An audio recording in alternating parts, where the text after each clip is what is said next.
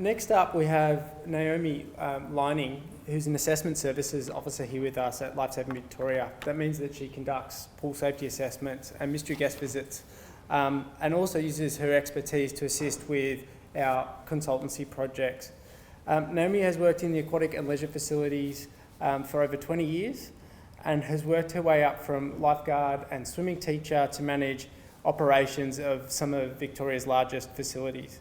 Naomi is passionate about water safety, joined LSV hoping to share her knowledge and experiences to help others in the industry whilst continuing to grow professionally. She's been involved in a number of critical incidents through her time in centre management, including being a first responder, and has conducted debriefs, critical incident investigations, and provided follow-up and support to her team members. So please join me in thanking Naomi.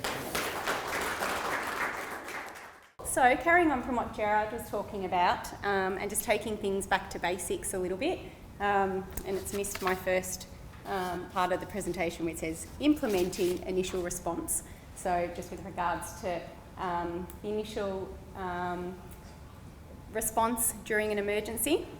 Interesting to note some different definitions of an emergency. So the Oxford Dictionary will defines it as a serious, unexpected and often dangerous situation requiring immediate action. The Australian Standard says any event, internal or external, which may adversely affect persons and which requires an immediate response. And then the GSPO provides more of an aquatic overview and states that an emergency is an event, whether occurring in an aquatic facility or originating outside an aquatic facility, that causes or threatens to cause the death of or injury or other damage to the health of any person, the destruction or damage to any property, a destruction to services usually enjoyed by the community, and harm to the environment or to the flora and fauna.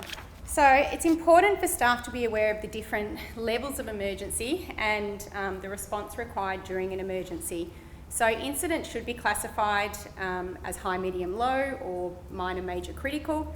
But staff need to be aware that they can start as what appears to be low or minor, and then it can progress and escalate to something, high or critical. Staff need to know what the process is when they do escalate and what they need to then continue to do. The emergency may be localised, or it may involve the entire facility. It may start in a localised area, and it may spread or have a roll-on effect as well. So you might need to call on different staff from different areas rather than being just staff in that immediate area.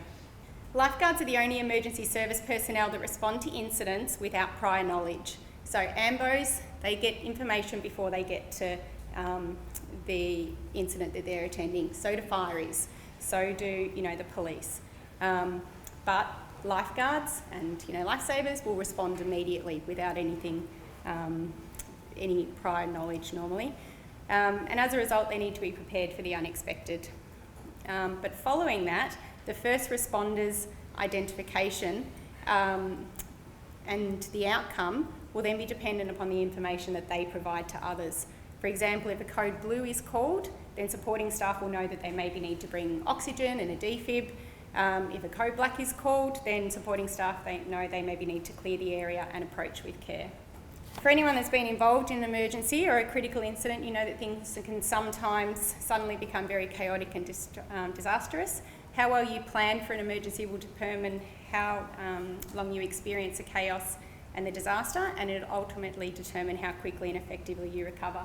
So these are some incidents that have occurred in aquatic facilities in the past.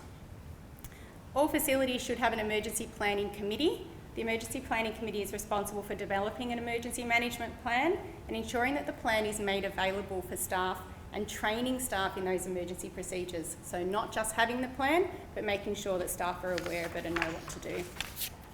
An emergency control organisation can look differently for large and complex facilities compared to small facilities. So you might have a number of different roles in a large one, and it might only be a couple of people in a small facility.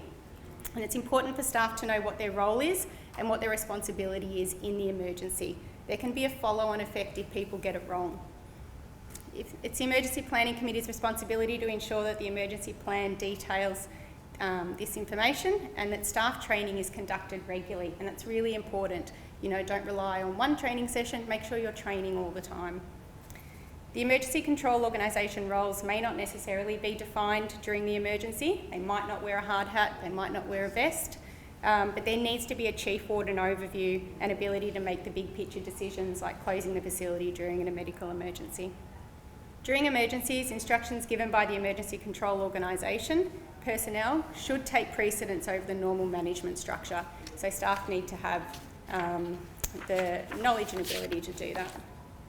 So Australian standard states that an emergency response procedure should be developed for all facilities addressing the following: responsibilities and duties of the emergency control organisation and the actions that they take during an emergency, the responsibilities of facility occupants and the actions that they are to take during an emergency, the arrangements for evacuating the facility, the arrangements for the emergency preparedness and response, and the current emergency contact details.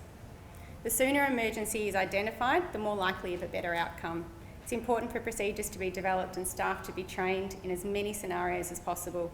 During an emergency, the flight or fight can take over, and staff might need to rely on muscle memory. So that's where the training comes in and why it's really important. Communication chain is also important. Who's communicating to who, how they're communicating to the staff, how they're communicating to the patrons. Train staff to question each other and remind each other. Don't just have them think that if someone's taking the lead, that what they say is the right thing. And it's really important to keep communicating throughout the incident, and that's where that teamwork comes in. Important information is the key. The wrong information or not enough information can result in the wrong actions and the wrong outcome. Teach staff to ask questions about the incident and try and gather as much knowledge as they can for a good outcome. And then as far as response, making sure that they remove the person from immediate danger, that they alert emergency services and other staff, and then making sure that patrons are aware and contractors and visitors. Contain the incident by limiting access or suppressing and evacuating facility patrons and staff to a designated safer place. The type of emergency will depend on the emergency personnel and who you need to call for. Hopefully they don't rock up in something that looks like that. Emergencies can escalate very quickly. It's always better to err on the side of caution and call for assistance if you're questioning whether to do it or not. So if you deem an ambulance is necessary for a patron and they say they don't want one, call one anyway. Do staff in your facility know who to call for different emergencies? Have you got phone numbers available and quick and easy access for staff? Do you have 000 for Ambulance Victoria, Victoria Police and the Fire Brigade, and is that highlighted? Do you have the EPA number for if you've got chemical spills? Have you got the SES number if you have something like a roof collapse? Poisons hotline, WorkSafe Victoria, utility numbers for your gas, water and electricity, and your pool plant contractors. So all things to consider if you don't. So what are some issues you may face in the event of an emergency? Obstruction of evacuation routes. So, plan for the unexpected. You might have human behaviour issues, people that are refusing to leave, want to go and get changed first, grab their bags, they want to be involved in the incident. You might have loss of power, visibility issues, is your emergency lighting working? Have you got enough? Are you prepared to support evacuated people for extended periods of time? Do you have shade, warmth, water? Can you support someone with a disability? Do you have a second emergency assembly area if your primary one is affected? And what do you do if persons are refusing to leave the facility and they're in the danger zone? So, some best practice considerations.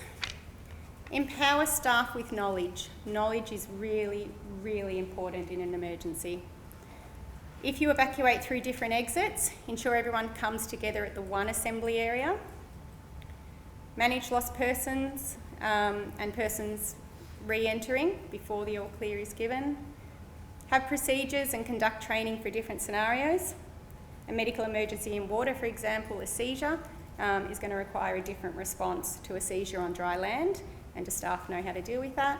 Or if you're responding to a fire in the building, it's going to potentially be different to a fire outside the building where you might need to shelter inside and shut down your air handling. That's it. Thanks, guys.